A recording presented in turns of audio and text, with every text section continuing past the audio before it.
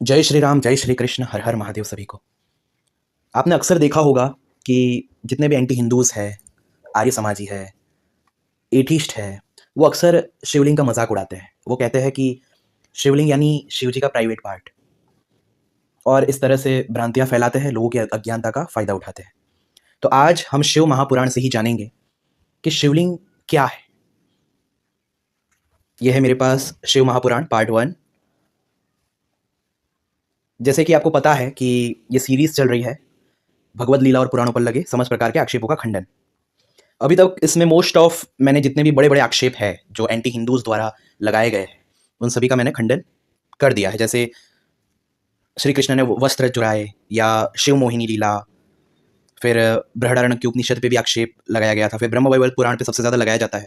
तो मैंने बताया कि जो ओरिजिनल मैन्युस्क्रिप्ट के आधार पे जो गवर्नमेंट द्वारा रिसर्च्ड वर्जन है ब्रह्म वैवर्त पुराण का, उनमें ये सब बातें नहीं मिलती।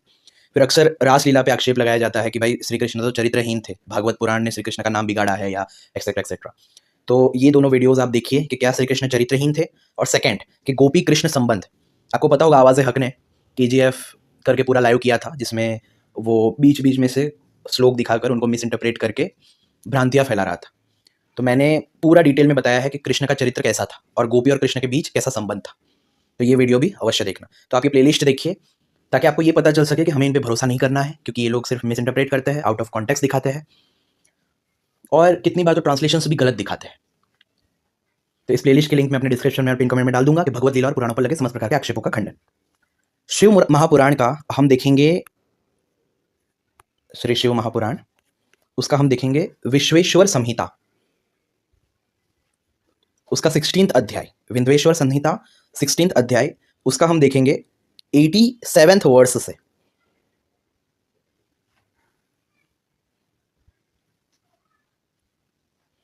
सारा चराचर जगत बिंदु नाद स्वरूप है।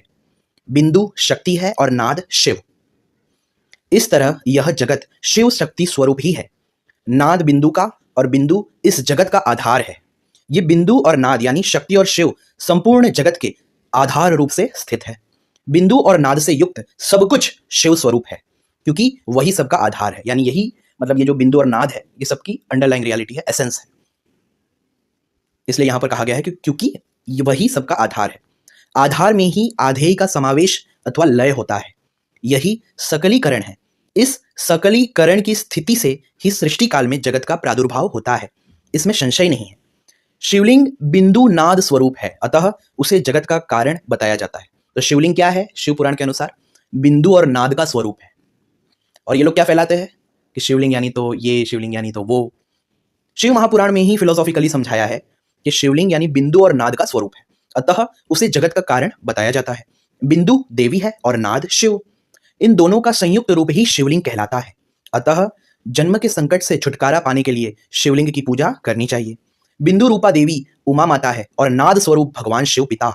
इन माता पिता के पूजित होने से परमानंद की ही प्राप्ति होती है, अतः परमानंद का लाभ लेने के लिए शिवलिंग का विशेष रूप से पूजन करें। वे देवी उमा जगत की माता है और भगवान शिव जगत के पिता। जो इनकी सेवा करता है उस पुत्र पर इन दोनों माता पिता की कृपा नित्य अधिक बढ़ती रहती है। वे पूजक पर कृपा करके उसे अपना आंतरिक ऐश्वर्य प्रदान करते हैं। अतः हे मुनीश्वरों, आंतरिक आनंद की प्राप्ति के लिए शिवलिंग को माता पिता का स्वरूप मानकर उसकी पूजा करनी चाहिए। भर्ग शिव पुरुष रूप है और भर्गा यानी शिवा अथवा शक्ति प्रकृति कहलाती है। देखिए, तो यहाँ पर कितना अच्छे से समझाया है कि शिवलिंग जो है वो हमारे जो माता पिता है, जो कि पूरे जगत के माता पिता है, शिव और शक्ति, उसको रिप्रेजेंट करता है। और कुछ एंटी हिंदूज, कुछ दुर्बुद्धियों ने किस तरह से शिवलिंग का अपमान किया, किस तरह से इसके बारे में भ्रांतियां फैलाई। अभी कुछ लोग ये भी बोलेंगे कि कुछ कुछ जगह पर इसे वैसा भी बताया गया है, तो मैं उसका भी समाधान करूंगा कि वहां पर एक्चुअली में उनका मतलब क्या है। तो यहां पर साफ साफ बताया गया कि शिवलिंग जो है वो इस पूरे विश्व के जो माता पिता है, शिव और शक्ति, उनको रिप्रेजेंट करता है, जो नाद और बिंदु स्वरूप है। शिव पुरुष रूप है और शिवा यानी उनकी जो शक्ति है वो प्रकृति कहलाती है। अव्यक्त आंतरिक अधिष्ठान रूप गर्भ को पुरुष कहते हैं और सुव्यक्त आंतरिक अधिष्ठान भूत गर्भ को प्रकृति। पुरुष आदि गर्भ है, वह प्रकृति रूप गर्भ से युक्त होने के कारण गर्भवान है, क्योंकि वही प्रकृति का जनक है। प्रकृति में जो पुरुष का संयोग होता है यही पुरुष से उसका प्रथम जन्म कहलाता है। अव्यक्त प्रकृति से महत तत्वादि के क्रम से जो जगत का व्यक्त होना है यही उस प्रकृति का द्वितीय जन्म कहलाता है। जीव पुरुष से ही बार बार जन्म और मृत्यु को प्राप्त होता है। माया द्वारा अन्य रूप से प्रकट किया जाना ही उसका जन्म कहलाता है। जीव का शरीर जन्म काल से ही जीर्ण यानी 6 भाव विकारों से युक्त होने लगता है, इसीलिए उसे जीव यह संज्ञा दी गई है। जो जन्म लेता और विविध पाशों द्वारा बंधन में पड़ता है उसका नाम जीव है। जन्म और बंधन जीव शब्द का ही अर्थ है। अतः जन्म मृत्यु रूपी बंधन की निवृत्ति के लिए जन्म के अधिष्ठान भूत माता पितृ स्वरूप शिवलिंग का भली भांति पूजन करना चाहिए। ये देखिए, तो यहां पर साफ साफ ये पता चल रहा है कि लिंग का अर्थ सिंबल के रूप में लिया गया है। देखिए, तभी यहां पर ये नीचे देखिए 103rd एंड 104th वर्ड्स में कि भगवान ही भोग प्रदान करते हैं, दूसरा कोई नहीं दे सकता। भग यानी प्रकृति का स्वामी भगवान ही विद्वानों द्वारा भर्ग कहा जाता है। भग प्रकृति से संयुक्त परमात्म लिंग और लिंग संयुक्त भग प्रकृति ही इस लोक और परलोक में नित्य भोग प्रदान करते हैं। अतः भगवान महादेव के शिवलिंग की पूजा करनी चाहिए। अब यहां पर सबसे इंपॉर्टेंट है, यहां पर साफ साफ बता दिया गया है कि जो शिवलिंग है वो एक चिन्ह है, एक सिंबल है। देखिए, एग्जाम्पल देके भी समझाया है यहां पर। संसार को उत्पन्न करने वाले सूर्य है और उत्पन्न करने के कारण जगत ही उनका प्रत्यक्ष चिन्ह है। उत्पन्न करने के कारण ये जो जगत है वो एक तरह से सूर्य का सिंबल है, चिन्ह है, इसीलिए उनका एक नाम भग भी है। पुरुष को लिंग में जगत को उत्पन्न करने वाले लिंगी की ही पूजा करनी चाहिए। यानी ये जो शिवलिंग है उसमें जगत को उत्पन्न करने वाले यानी ये लिंग, ये चिन्ह जिनको सिंबलाइज कर रहा है, ऐसे जो शिवजी है उनकी भावना करनी चाहिए। किसमें? लिंग में। देखिए, पुरुष को लिंग में जगत को उत्पन्न करने वाले लिंगी की ही पूजा करनी चाहिए। सृष्टि के अर्थ को बताने वाले चिन्ह के रूप में ही उसे लिंग कहा जाता है। देखो, साफ साफ यहां पे बता दिया कि क्योंकि शिवजी से ये पूरा विश्व या कहो जगत उत्पन्न हुआ है, तो ये जगत एक तरह से रिप्रेजेंट करता है या एक तरह से जो क्रिएटर है उसका सिंबल है, उसका चिन्ह है। जैसा कि ऊपर भी बताया कि संसार को उत्पन्न करने के मतलब सूर्य संसार को उत्पन्न करता है, इसलिए जगत जो है वो उसका प्रत्यक्ष चिन्ह माना जाता है। तो उसी तरह यहां पर भी बताया गया है कि पुरुष को लिंग में जगत को उत्पन्न करने वाले लिंगी की ही पूजा करनी चाहिए। सृष्टि के अर्थ को बताने वाले चिन्ह के रूप में ही उसे लिंग कहा जाता है। सृष्टि के अर्थ को बताने वाले, समझ रहे हो? तो यहां पर खुद लिखा है कि ये जो लिंग है वो चिन्ह है। चिन्ह का अर्थ क्या होता है? सिंबल। लिंग परम पुरुष शिव का बोध कराता है। इस प्रकार शिव और शक्ति के मिलन के प्रतीक को ही शिवलिंग कहा गया है। ये देख लो, फिर से यहां पर बताया गया कि ये प्रतीक है। किसका? शिव और शक्ति का। शिव और शक्ति का जो प्रतीक है वही शिवलिंग है। अपने चिन्ह के पूजन से प्रसन्न होकर महादेव उस चिन्ह के कार्य रूप जन्मादि को समाप्त कर देते हैं तथा पूजक को पुनर्जन्म की प्राप्ति नहीं होती। अतः सभी लोगों को यथा प्राप्त बाह्य और मानसिक षोडशोपचारों से शिवलिंग का पूजन करना चाहिए। तो ये देखिए, यहां पे तो साफ साफ स्ट्रेट फॉरवर्डली समझा दिया गया कि ये जो शिवलिंग है वो चिन्ह है, वो एक सिंबल है, वो एक रिप्रेजेंटेशन है। किसका? प्रकृति और पुरुष का, शिव और शक्ति का। जो इस पूरे जगत के माता और पिता है उनको ही रिप्रेजेंट करता है ये शिवलिंग। तो यहां पर तो एकदम स्पष्ट है। अभी और भी देखते हैं। अब यहां पर बहुत प्रकार के लिंगों की भी बात की गई है, बहुत प्रकार के, जिससे भी ये साफ हो जाएगा कि शिवलिंग का अर्थ जो कुछ पापी लोग फैला रहे हैं वो बिल्कुल भी नहीं है। देखिए, यहां पर सेम है, सेम चैप्टर है, विंध्येश्वर संहिता चैप्टर 16। फिर गाय के दूध और अन्न के मैल से नैवेद्य तैयार करके प्रणव मंत्र के उच्चारण पूर्वक उसे भगवान शिव को अर्पित करे। संपूर्ण प्रणव को ध्वनि लिंग कहते हैं। ध्वनि लिंग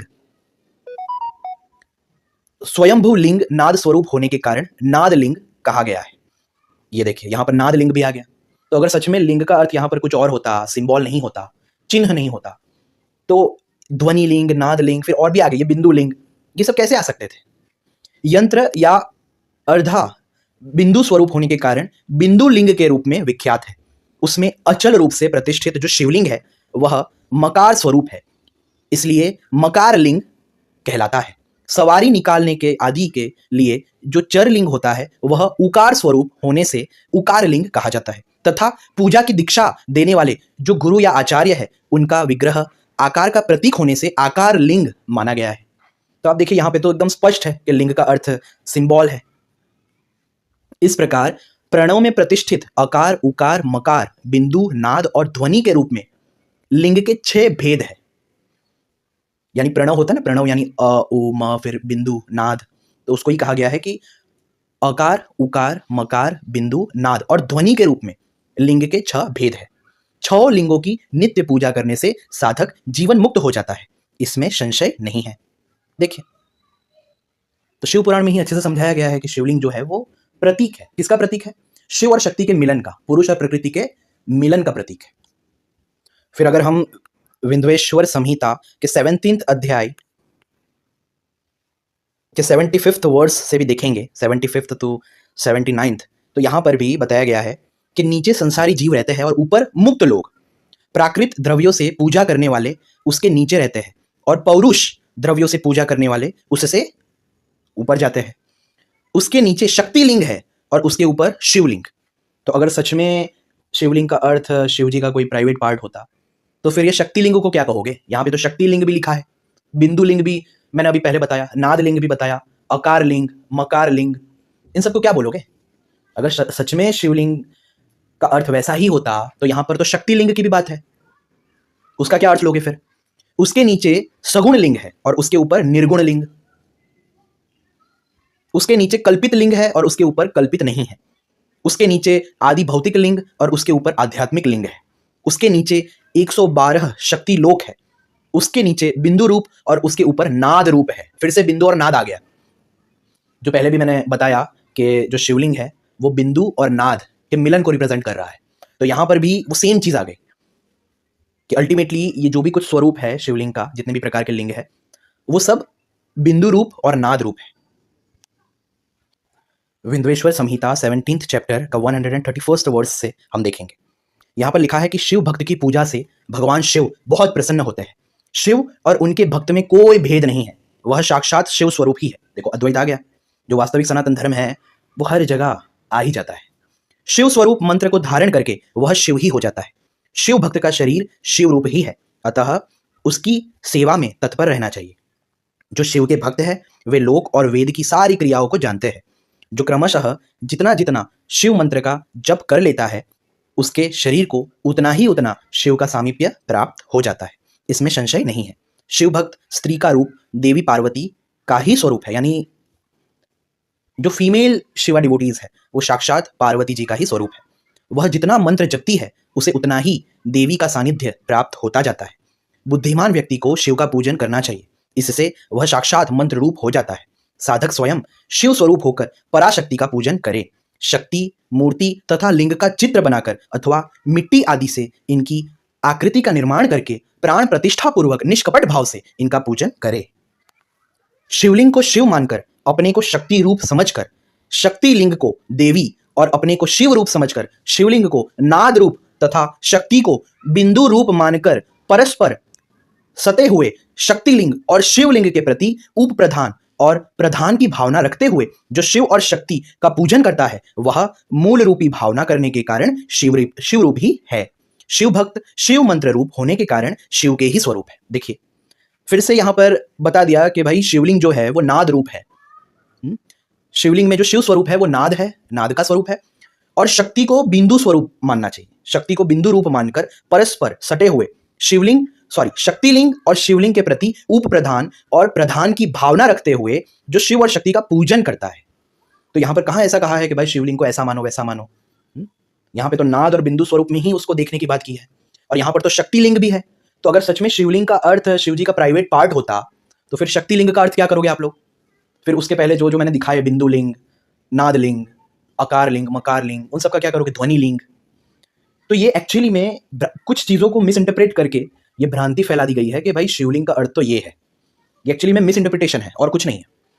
अगर ये जो भ्रांति फैलाने वाले लोग हैं, अगर वही ट्रांसलेशन अगर आप हिंदी में देख लोगे सही से, और भी कुछ कुछ जगह पे जहाँ पे शिव महापुराण में शिवलिंग का वर्णन है उनको अगर आप देख लोगे और सारे लिंक को कनेक्ट करोगे, डॉट्स को कनेक्ट करोगे, तो आपको पूरा आइडिया आ जाएगा कि शिवलिंग आखिर है क्या। और कुछ लोगों ने कुछ बातों को मिस इंटरप्रेट करके और इंग्लिश के कुछ रॉन्ग ट्रांसलेशंस के कारण चोरपंथी करके शिवलिंग का अर्थ बदलने की कोशिश की है, उसे बिगाड़ने की, उसके प्रति भ्रामकताएं फैलाने की कोशिशें की है। अगर सच में शिवलिंग का अर्थ यही होता तो यहां पर ये सब बातें क्यों लिखी हुई है? जितने भी विधर्मी हैं जो ये सब बातें फैलाते हैं, उनको मेरा यही क्वेश्चन है, अगर सच में शिवलिंग का अर्थ ये होता तो मुझे बताओ कि यहां पर ये जो लिखा है ऐसा क्यों लिखा है? क्यों यहां पर ऐसा कहा गया है कि शिवलिंग को शिव मानकर, अपने को शक्ति रूप समझकर, शक्ति लिंग को देवी और अपने को शिव रूप समझकर, शिवलिंग को नाद रूप तथा शक्ति को बिंदु रूप मानकर परस्पर सटे हुए शक्तिलिंग और शिवलिंग के प्रति उप प्रधान और प्रधान की भावना रखते हुए जो शिव और शक्ति का पूजन करता है वह मूल रूपी भावना करने के कारण शिव रूप ही है। शिव भक्त शिव मंत्र रूप होने के कारण शिव के ही स्वरूप है। जो 16 उपचारों से उनकी पूजा करता है उसे अभीष्ट वस्तु की प्राप्ति होती है। जो शिवलिंग उपासक शिव भक्त की सेवा आदि करके उसे आनंद प्रदान करता है उस विद्वान पर भगवान शिव बड़े प्रसन्न होते हैं। 5, 10 या 100 सपत्नीक शिव भक्तों को बुलाकर भोजन आदि के द्वारा पत्नी सहित उनका सदैव समादर करे। धन में, देह में और मंत्र में शिव भावना रखते हुए उन्हें शिव और शक्ति का स्वरूप जानकर निष्कपट भाव से उनकी पूजा करे। ऐसा करने वाला पुरुष शिव शक्ति स्वरूप होकर इस भूतल पर फिर जन्म नहीं लेता है। अगर सच में शिवलिंग का अर्थ वही होता तो ये जो 143rd वर्स है यहां पर ये चीज नहीं लिखी होती। क्या लिखा है यहां पर कि शिव भक्त की नाभि के नीचे का भाग ब्रह्म भाग तथा नाभि से ऊपर कंठ पर्यंत तक का भाग विष्णु भाग और मुख शिवलिंग स्वरूप कहा गया है। तो यहां पर मुख को कहा गया शिवलिंग स्वरूप। मृत्यु के पश्चात जिनका दाहादि संस्कार हुआ हो अथवा जो दाहादि संस्कार से रहित हो उन पितरों के उद्देश्य से शिव को ही आदि पितर मानकर उनकी पूजा करनी चाहिए। पुनः आदि माता शिव की शक्ति की पूजा कर शिव भक्तों का पूजन करना चाहिए। ऐसा करने वाला पुरुष मरने के पश्चात क्रमशः पितृलोक को प्राप्त करता है, तदंतर उसे मुक्ति प्राप्त हो जाती है। तो ये सब बातें कैसे यहाँ पर लिखी है अगर सच में शिवलिंग का अर्थ यही होता तो? अब हम देखेंगे विद्येश्वर संहिता अध्याय 18 उसका हम देखेंगे 26th वर्स से। यहाँ पर देखिए कितने प्रकार के लिंगों की बात की गई है। तो अगर सच में लिंग का अर्थ वही होता तो ऐसी सब बातें क्यों लिखी होती? आप स्वयं सोचिए। यहाँ पर ऋषिगण बोले, हे सुव्रत, अब आप लिंग आदि में शिव जी की पूजा का विधान बताइए। सूत जी बोले, हे द्विजो, मैं लिंगों के क्रम का यथावत वर्णन कर रहा हूं, आप लोग सुनिए। वह प्रणव ही समस्त अभीष्ट वस्तुओं को देने वाला प्रथम लिंग है। प्रणव यानी ओम, यहां पर तो ओम को भी लिंग कहा गया है। अगर सच में लिंग का अर्थ वही होता तो यहां पर जो प्रणव है उसको लिंग क्यों कहा गया? वह प्रणव ही समस्त अभीष्ट वस्तुओं को देने वाला प्रथम लिंग है। उसे सूक्ष्म प्रणव रूप समझिए। सूक्ष्म लिंग निष्कल होता है और स्थूल लिंग सकल। पंचाक्षर मंत्र को ही स्थूल लिंग कहते हैं। पंचाक्षर जो मंत्र है सब जानते ही होंगे, उसे ही स्थूल लिंग कहते हैं। देखिए, अगर सच में लिंग का अर्थ वही होता तो ये सब बातें कैसे लिखी है यहां पर? खुद सोचिए। उन दोनों प्रकार के लिंगों का पूजन तब कहलाता है। वे दोनों ही लिंग साक्षात मोक्ष देने वाले हैं। पौरुष लिंग और प्रकृति लिंग के रूप में बहुत से लिंग है। ये देख लो, अगर सच में लिंग का अर्थ यही होता जो कुछ पापियों ने फैलाया है तो यहां पर ये क्या लिखा है कि पौरुष लिंग और प्रकृति लिंग के रूप में बहुत से लिंग है। उन्हें भगवान शिव ही विस्तार पूर्वक बता सकते हैं, दूसरा कोई नहीं जानता। पृथ्वी के विकार भूत जो जो लिंग ज्ञात है उनको मैं आप लोगों को बता रहा हूं। उनमें प्रथम स्वयंभू लिंग, दूसरा बिंदु लिंग, तीसरा प्रतिष्ठित लिंग, चौथा चर लिंग और पांचवा गुरु लिंग है। देवर्षियों की तपस्या से संतुष्ट होकर उनके समीप प्रकट होने के लिए पृथ्वी के अंतर्गत बीज रूप से व्याप्त हुए भगवान शिव वृक्षों के अंकुर की भांति भूमि को भेद कर नाद लिंग रूप में व्याप्त हो जाते हैं। देखो देखो अच्छे से देखो, भगवान शिव वृक्षों के अंकुर की भांति भूमि को भेद कर नाद लिंग रूप में व्याप्त हो जाते हैं। नाद लिंग, नाद यानी साउंड, यहां पर साउंड को भी लिंग कहा गया है। तो अगर सच में लिंग का अर्थ वही होता तो ये सब बातें कभी ना होती ग्रंथों में। यहां पर क्या कहा गया? शिवजी ही नाद लिंग के रूप में व्याप्त हो जाता है, यानी हर तरफ जो नाद है ना, साउंड, शब्द, साउंड वेव्स कह सकते हो। वैसे इसको साउंड वेव्स भी नहीं कह सकते, ये उससे भी थोड़ा सूक्ष्म है। आकाश की तन्मात्रा होता है शब्द, ये उस शब्द की बात है जो आकाश तत्व की तन्मात्रा है। तो उस नाद के रूप में शिवजी ने अपने आप को पहले व्याप्त किया, तो उसको कहा जाता है नाद लिंग। देखिए अच्छे से देखिए, वे स्वतः व्यक्त हुए शिव ही स्वयं प्रकट होने के कारण स्वयंभू नाम धारण करते हैं। ज्ञानी जन उन्हें स्वयंभू लिंग के रूप में जानते हैं। देख लो, उस स्वयंभू लिंग की पूजा से उपासक का ज्ञान स्वयं ही बढ़ने लगता है। सोने, चांदी आदि के पत्र पर, भूमि पर अथवा वेदी पर अपने हाथ से लिखित जो शुद्ध प्रणव मंत्र रूप लिंग है, उसमें तथा यंत्र लिंग का आलेखन करके उसमें भगवान शिव की प्रतिष्ठा और आवाहन करे। यहाँ पे तो मंत्र को भी लिंग कहा गया, यंत्र को भी लिंग कहा गया। अगर सच में लिंग का अर्थ यही होता तो ये सब चीजें कैसे लिखी हो सकती थी? आप खुद सोचिए, कैसे लिखी हो सकती थी? ऐसा बिंदु नादमय लिंग, देखो फिर से बिंदु और नाद आ गया, यानी अल्टीमेटली ये जो शिवलिंग है वो बिंदु और नाद को रिप्रेजेंट कर रहा है। बिंदु और नाद, नाद यानी जो शब्द है, साउंड है, साउंड वेव्स कह सकते हैं। हालांकि कहना तो नहीं चाहिए, लेकिन बस समझाने के लिए मैं कह रहा हूं कि उसे साउंड वेव्स के रूप में देख सकते हो आप नाद को। और बिंदु, बिंदु का अर्थ ये होता है जो एकदम प्रथम तत्व है क्रिएशन का, जिससे ये पूरा क्रिएशन स्फुरित होता है। तो उस जो सबसे प्रथम तत्व है, जिससे पहले कुछ नहीं था और जिसके मतलब जो अकेला था उस समय, उसको बिंदु कहा जाता है। तो यहां पर फिर से ये बात आ गई कि शिवलिंग यानी नाद और बिंदु के मिलन को रिप्रेजेंट करते हैं, और नाद और बिंदु के मिलन से ही सृष्टि की उत्पत्ति प्रारंभ होती है। ऐसा बिंदु नादमय लिंग स्थावर और जंगम दोनों ही प्रकार का होता है। इसमें शिव का दर्शन भावनामय ही है, इसमें संदेह नहीं है। जिसको जहां भगवान शंकर के प्रकट होने का विश्वास हो, उसके लिए वही प्रकट होकर वे अभिष्ट फल प्रदान करते हैं। अपने हाथ से लिखे हुए यंत्र में अथवा अकृत्रिम स्थावर आदि में भगवान शिव का आवाहन करके 16 उपचारों से उनकी पूजा करे। ऐसा करने से साधक स्वयं ही ऐश्वर्य को प्राप्त कर लेता है, और इस साधन के अभ्यास से उसको ज्ञान भी प्राप्त हो जाता है। 39वां वर्ष, देवताओं और ऋषियों ने आत्म सिद्धि के लिए अपने हाथ से वैदिक मंत्रों के उच्चारण पूर्वक शुद्ध मंडल में शुद्ध भावना द्वारा जिस उत्तम शिवलिंग की स्थापना की है, उसे पौरुष लिंग कहते हैं, तथा वही प्रतिष्ठित लिंग कहलाता है। ये देखो, ये बहुत इंपॉर्टेंट है। यहां पर क्या लिखा है कि देवताओं और ऋषियों ने आत्म सिद्धि के लिए अपने हाथ से वैदिक मंत्रों के उच्चारण पूर्वक शुद्ध मंडल में शुद्ध भावना द्वारा जिस उत्तम शिवलिंग की स्थापना की है, उसे पौरुष लिंग कहते हैं, तथा वही प्रतिष्ठित लिंग कहलाता है। उस लिंग की पूजा करने से सदा पौरुष ऐश्वर्य की प्राप्ति होती है। महान ब्राह्मणों और महाधनी राजाओं द्वारा किसी शिल्पी से शिवलिंग का निर्माण कराकर मंत्र पूर्वक जिस लिंग की स्थापना तथा प्रतिष्ठा की गई हो, वह प्राकृत लिंग है। वह शिवलिंग प्राकृत ऐश्वर्य भोग को देने वाला होता है।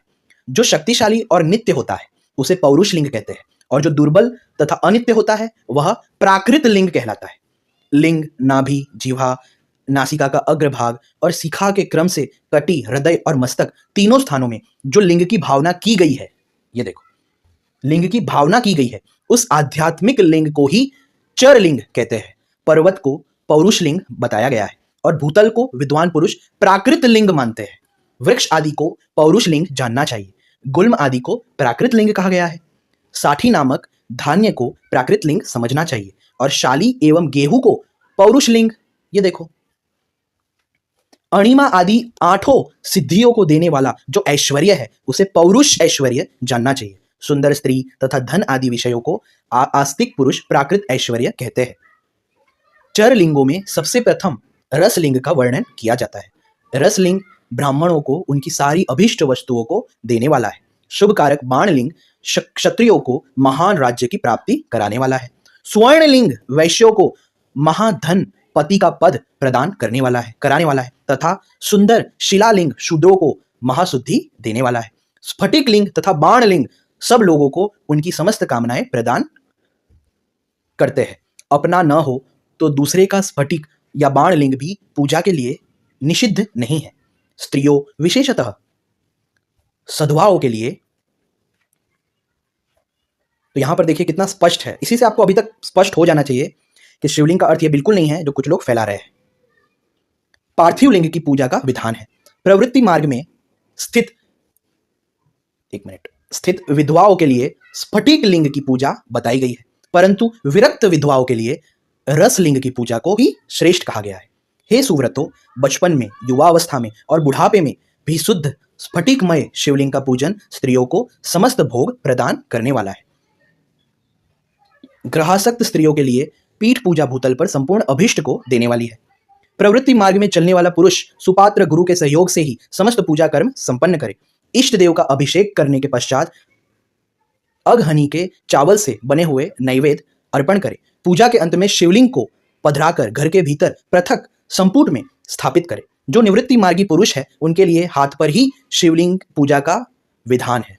उन्हें भिक्षादि के प्राप्त हुए अपने भोजन को ही नैवेद्य के रूप में निवेदित करना चाहिए। तो आप देखिए, फिर यहां पर देखिए विद्येश्वर संहिता 19th अध्याय, उसका हम देखेंगे 30वां और 31वां। अखंड लिंग चर लिंग होता है और 2 खंड वाला अचर लिंग कहा गया है। इस प्रकार चर और अचर लिंग का यह खंड अखंड विधान कहा गया है। स्थावर लिंग में वेदी का भगवती महाविद्या का रूप है और लिंग भगवान महेश्वर का स्वरूप है। इसलिए स्थावर अचर लिंगों में वेदी का युक्त द्विखंड लिंग ही श्रेष्ठ माना गया है। देखिए, अब हम देखेंगे शिव पुराण विद्येश्वर संहिता का 9th अध्याय, 9वां अध्याय। आपने अक्सर ये कथाएं सुनी होगी कि जब ब्रह्मा और विष्णु जी लड़ने लगे कि पहले कौन आया, तब बड़े से स्तंभ के रूप में, ज्योतिर्मय स्तंभ के रूप में शिव जी प्रकट हो गए और शिव जी ने ब्रह्मा जी और विष्णु जी को कहा कि जो भी इसे नाप लेगा वो माना जाएगा कि वो पहले आया है। तो ब्रह्मा जी और विष्णु जी ये नापने लगते हैं। ब्रह्मा जी ऊपर जाते हैं, विष्णु जी नीचे जाते हैं, लेकिन इसका कोई अंत नहीं हो पाया। तो अंत में ब्रह्मा जी और विष्णु जी महादेव जी से प्रार्थना करते हैं कि हम हार गए, हम समझ गए, आप ही प्रथम हो। क्योंकि ये वो कल्प था जब निर्गुण निराकार ने सबसे पहले शिव जी के रूप में अपने आप को व्यक्त किया था। हर कल्प में कोई एक, मतलब 5 ब्रह्म में से कोई एक साकार ईश्वर का स्वरूप पहले प्रकट होता है, फिर वो एक ही स्वरूप दूसरे जो 5 स्वरूप है उनका रूप धारण करता है। तो यहाँ पर वही प्रसंग है। सब कुछ जब हो गया तब शिव जी उनसे कहते हैं कि मैं ही सबका ईश्वर हूँ। पहले मेरी ब्रह्म रूपता का बोध कराने के लिए निष्कल लिंग प्रकट हुआ था, जिसको ब्रह्मा जी और विष्णु जी मेजर नहीं कर पाए थे। फिर तुम दोनों को अज्ञात ईश्वरत्व का स्पष्ट साक्षात्कार कराने के लिए मैं साक्षात जगदीश्वर ही सकल रूप में तत्काल प्रकट हो गया। अतः मुझमें जो ईशत्व है उसे ही मेरा सकल रूप जानना चाहिए, तथा जो यह मेरा निष्कल स्तंभ है, स्तंभ क्योंकि वो ज्योतिर्मय स्तंभ के रूप में प्रकट हुए थे, जो एकदम अनंत था, जिसको कोई माप ही नहीं सकता था, मेजर ही नहीं कर सकता था। तो शिवजी कहते हैं कि ये जो मेरा निष्कल स्तंभ है वह मेरे ब्रह्म स्वरूप का बोध कराने वाला है। हे पुत्रो, लिंग लक्षण युक्त होने के कारण यह मेरा ही लिंग है, यानी चिन्ह है। ये जो बड़ा सा स्तंभ है जिसके रूप में मैं प्रकट हुआ आप दोनों के बीच, जिसको आप दोनों मेजर नहीं कर पाए, ये स्तंभ ही मेरा चिन्ह है, यानी मेरा लिंग है। देखो, तुम दोनों को प्रतिदिन यहां रहकर इसका पूजन करना चाहिए। यह मेरा ही स्वरूप है और मेरे सामीप्य की प्राप्ति कराने वाला है। लिंग और लिंगी में नित्य अभेद होने के कारण मेरे इस लिंग का महान पुरुषों को भी पूजन करना चाहिए। ये देख लो। तो आप इस चीज को समझो कि जो ये लिंग है वो जो निर्गुण निराकार जो शिव जी का स्वरूप है उसका भी एक प्रतीक है, एक चिन्ह है। जो ज्योतिर्मय स्तंभ के रूप में ब्रह्मा जी और विष्णु जी के बीच प्रकट हुए थे, जो उनका एक तरह से अनंत स्वरूप था, उसी का चिन्ह हम शिवलिंग के रूप में पूजते हैं। अब एक चीज यहां पे मैं बता दूं कि कुछ कुछ जगहों पर शिवलिंग को पुरुष का मेल पार्ट, मतलब जो लिंग है उसको पुरुष का मेल पार्ट और जो योनि है उसको फीमेल का पार्ट भी बताया गया है, मतलब प्राइवेट पार्ट। तो ये क्यों बताया जाता है? बहुत सारे लोग यहाँ पर कंफ्यूज हो जाते हैं। बहुत सारे लोगों को यहाँ पर ऐसा फील होता है कि ये तो शर्मजनक है, ऐसा क्यों है, ऐसा नहीं होना चाहिए। क्योंकि कुछ लोगों ने ये फैलाया है कि भाई शिवलिंग का अर्थ यही होता है, यानी मेल का जो प्राइवेट पार्ट है और फीमेल का जो प्राइवेट पार्ट है उसका जो ये मिलन है वही शिवलिंग है। कुछ लोगों ने ऐसा फैलाया है। हालांकि ये चीज पूरी तरह से असत्य नहीं है, लेकिन अगर कोई ये कहता है कि शिवलिंग का अर्थ पूरी तरह से यही है तो वो गलत है। इसका अर्थ ये भी है, लेकिन सिर्फ ये नहीं है। लेकिन यहां पर भी जो शिवलिंग है उसको शिवजी का प्राइवेट पार्ट नहीं माना गया है, इसको प्रकृति और पुरुष का मिलन माना गया है। अगर कोई ये कहता है ना कि यहाँ पर लिंग और योनि यानी मेल का प्राइवेट पार्ट और फीमेल का जो प्राइवेट पार्ट है उसका मिलन भी दर्शाया गया है, तो उनकी वो बात भी गलत नहीं है, क्योंकि ये उसको भी रिप्रेजेंट कर रहा है, लेकिन सिर्फ रिप्रेजेंट कर रहा है। इसका अर्थ ये नहीं है कि वो शिवजी का ही प्राइवेट पार्ट है, नहीं, वो सिर्फ मेल के प्राइवेट पार्ट को और फीमेल के प्राइवेट पार्ट को रिप्रेजेंट कर रहा है। इसे ऐसा समझो कि ये जो पूरा विश्व है वो प्रकृति और पुरुष का मिलन है, उनका संयोग है। हर तरफ आप देखो प्रकृति और पुरुष का मिलन ही तो हो रहा है। हमारा खुद का अस्तित्व भी प्रकृति और पुरुष का मिलन है। पुरुष जो कि आत्म तत्व है और प्रकृति जो कि शरीर, सूक्ष्म शरीर, कारण शरीर, इंद्रिया, मन, बुद्धि, ये सब प्रकृति है। तो जब पुरुष और प्रकृति यानी आत्मा और ये जो शरीर रूपी प्रकृति, उसका जब मिलन हुआ तब जाके हम एक तरह से यहां पर अपीयर हो रहे हैं। तो हम जितने भी लोग हैं इस पूरे विश्व में वो पुरुष और प्रकृति का संयोग ही है, उनका मिलन ही है। इनफैक्ट हमारे जितने भी शरीर है, चाहे वो मनुष्यों के शरीर हो, जानवरों के शरीर हो, उनका एग्जिस्टेंस ही प्रकृति और पुरुष के मिलन के कारण है। अगर आपके पापा और मम्मी ने सेक्स ना किया होता तो क्या आप एग्जिस्ट करते आज? मतलब शरीर के रूप में एग्जिस्ट करते? आत्मा के रूप में तो सब अनंत है, लेकिन मैं शरीर के रूप में एग्जिस्ट करने की बात कर रहा हूं। अगर आपके पापा और मम्मी ने सेक्स ना किया होता तो क्या आप शरीर के रूप में एग्जिस्ट करते? नहीं करते। इस दुनिया में जितने भी लोग हैं वो कहीं ना कहीं मेल के प्राइवेट पार्ट और फीमेल के प्राइवेट पार्ट के मिलन से ही उत्पन्न हुए हैं, ये तो सब मानेंगे।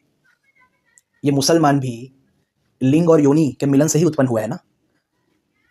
ये लिंग और योनि का मजाक उड़ाते हैं तब उनको ये बोलने का कि भाई तू भी उससे ही उत्पन्न हुआ है, तू मजाक उड़ा रहा है, लेकिन तू जो मुसलमान है या ईसाई है या नौबौद्ध है, जो भी है, तेरा अस्तित्व ही लिंग और योनि के मिलन के कारण है।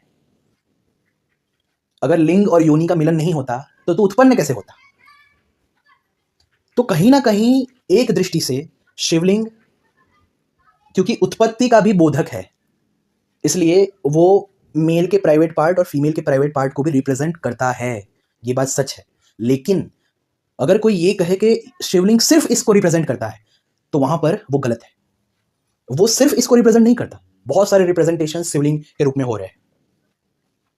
क्योंकि अगर शिवलिंग का अर्थ सिर्फ लिंग और योनि के मिलन को रिप्रेजेंट करना होता, रिप्रेजेंटेशन के रूप में होता, तो यहां पर मैंने शिवलिंग के इतने सारे मैंने आपको बताए, नाद और बिंदु का मिलन है, फिर इतने सारे प्रकार के शिवलिंग यहाँ पर वर्णित है, नाद लिंग, बिंदु लिंग, अकार, मकार, उकार, और भी ध्वनि लिंग, इन सब का मेंशन नहीं होता।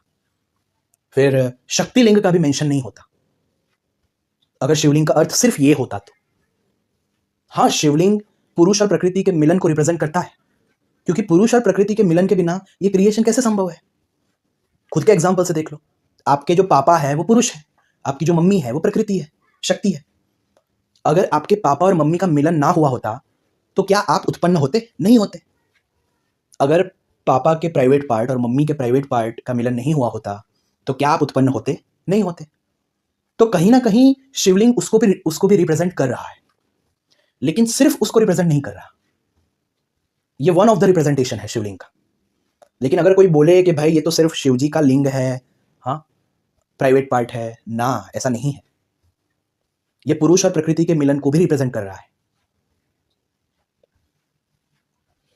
तो इस चीज को समझो। तो अगर कोई ऐसा बोले ना तो हमें शर्माना नहीं चाहिए, हमें कहना चाहिए कि उसने क्या गलत है। हाँ, ये वन ऑफ द रिप्रेजेंटेशन है, उसका एक अर्थ ये भी है, तो उसमें गलत क्या है? क्योंकि जो तुम मजाक उड़ा रहे हो यहाँ पर कि शिवलिंग यानी तो ऐसा ऐसा ऐसा, तो तुम्हारा जन्म भी तो उसी से हुआ है। अगर लिंग और योनि का मिलन ना होता, संबंध ना होता, संयोग ना होता, तो तुम्हारा जन्म कैसे हो पाता? तो उनको याद दिलाओ कि भाई तुम्हारा जन्म भी इसी से हुआ है। तुम भले ही गाली दे रहे हो, लेकिन लिंग और योनि के संबंध के बिना तुम्हारा अस्तित्व ही नहीं होता। इस दुनिया में किसी का भी एग्जिस्टेंस ग्रॉस रूप में नहीं हो पाता अगर लिंग और योनि का संबंध ना होता तो हाँ, एक तरह से ये प्रकृति और पुरुष का जो मिलन है, जिस मिलन के कारण एग्जिस्टेंस बढ़ता है, या कहो न्यू एग्जिस्टेंस क्रिएट होता है, कोई नई चीज़, कोई नई बॉडी क्रिएट होती है। तो इसमें हमें शर्माना नहीं चाहिए। अगर कोई ऐसा भी बोलता है तो कहना चाहिए कि भाई हाँ, लेकिन यहाँ पर शिवलिंग में जो इस तरह का भी जो रिप्रेजेंटेशन है, वो कोई शिव जी का कटा हुआ या ऐसा कुछ जो बताना चाहते हैं कुछ लोग, उस तरीके से नहीं है। यहाँ पर क्योंकि प्रकृति और पुरुष का भी मिलन बताया गया है, इसलिए उसका एक चिन्ह या एक तरह से रिप्रेजेंटेशन शिवलिंग को हम कह सकते हैं। लेकिन सिर्फ अगर कोई बोले कि इसका अर्थ सिर्फ यही है कि भाई लिंग और योनि का मिलन, बस यही इसका अर्थ है, तो वहाँ पर वो गलत है। वहाँ पर उन्हें आप ये सारे रेफरेंस दिखा सकते हैं कि इतने प्रकार के लिंग बताए गए हैं। लेकिन देखिए, फिर भी मैंने आपको बता दिया कि वो मेल पार्ट और फीमेल पार्ट के मिलन को भी रिप्रेजेंट कर रहा है। ऐसे वर्णन भी कुछ कुछ जगह प्राप्त होते हैं, वो मैंने पहले ही बता दिया। अगर कोई दूसरे आपको बताए फिर जाके आपको आश्चर्य हो, तो उससे अच्छा जो सत्य है वो पहले ही आप लोगों को जान लेना चाहिए कि हाँ वो करता है। लेकिन यहाँ पे भी इसका अर्थ कोई गंदा थोड़ी है। ये तो हर तरफ हम देख रहे हैं कि हर तरफ पूरा अस्तित्व ही प्रकृति और पुरुष का मिलन है, चैतन्य और एनर्जीज का मिलन है, जड़ और चेतन का मिलन है। पूरा अस्तित्व ही ऐसा है। अरे अस्तित्व, खुद का ही एग्जाम्पल देख लो ना। आप लोग, मतलब आपका जो रियल स्वरूप है वो चेतन है, और आपका जो ये शरीर वगैरह जो भी है वो जड़ है। तो जब तक ये जड़ और चेतन का संयोग ना होता, तब तक क्या आप इस रूप में एग्जिस्ट कर पाते?